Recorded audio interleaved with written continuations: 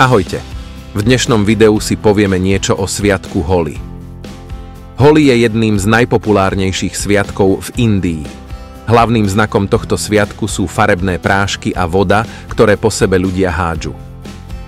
Tento sviatok oslavuje príchod jary a symbolizuje radosť, jednotu a bratstvo medzi ľuďmi.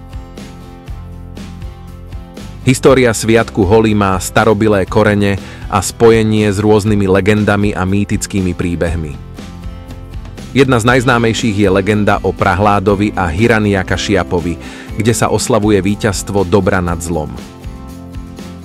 Legenda hovorí, že kráľ Hiranyakashiap, ktorý bol zlomný a nenávidel boha Višnu, sa pokúsil zabiť svojho syna Prahláda, ktorý bol oddaným následovníkom boha.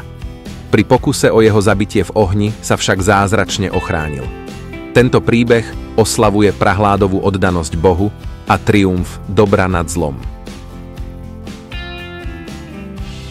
Jedným z hlavných aspektov sviatku Holi je farbenie sa. Ľudia sa navzájom polievajú rôznymi farebnými práškami a farbami, čím sa symbolizuje radostná jednota a zmena v priestore a v živote všeobecne. Okrem farbenia sa Holi je tiež sprevádzané hudbou, tancom, tradičnými jedlami a veselými spoločenskými aktivitami. Sviatok Holi je príležitosťou, kedy sa spoločenstva a rodiny stretávajú, aby oslávili veselie a radosť a prekonali hranice a rozdiely medzi jednotlivými ľuďmi. Je to čas, kedy sa slávia nové začiatky, radosti a spoločná jednota. Ďakujem, že ste dopozerali toto video až do konca.